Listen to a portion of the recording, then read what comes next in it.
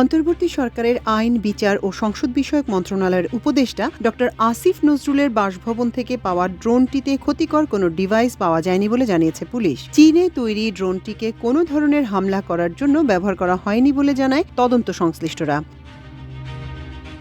Police জানায়, শনিবার সকাল 8:45টায় রাজধানীর রমনার হেয়ার রোডের আইন উপদেষ্টার বাসভবনের মূল বিল্ডিংয়ের পশ্চিম দিকে 150 গজ সামনে ঘাসের উপর একটি ড্রোন বন্ধ অবস্থায় পাওয়া যায়। সকালে প্রথমে বাগানের মালি সালমা হক বাগান ঝাড়ু দেওয়ার সময় ড্রোনটি দেখতে পেয়ে আইন উপদেষ্টার পার্সোনাল অফিসার দেলোয়ার হোসেনকে বিষয়টি জানান। এরপর খবর পেয়ে ঢাকা মহানগর পুলিশের city cyber crime investigation division forensic team ঘটনাস্থলে পৌঁছে পরে আইন উপদেষ্টার পার্সোনাল অফিসারের কাছ থেকে ড্রোনটি সংগ্রহ করে তদন্তের জন্য নিয়ে যায় তারা। পুলিশ জানায়, ড্রোনটির ওজন 249 গ্রাম। ড্রোনটিতে ফুটেজ সংগ্রহ করার মতো কোনো মেমোরি কার্ড পাওয়া যায়নি এবং নিরাপত্তাজনিত কারণে ড্রোনের ব্যাটারি খোলা ছিল।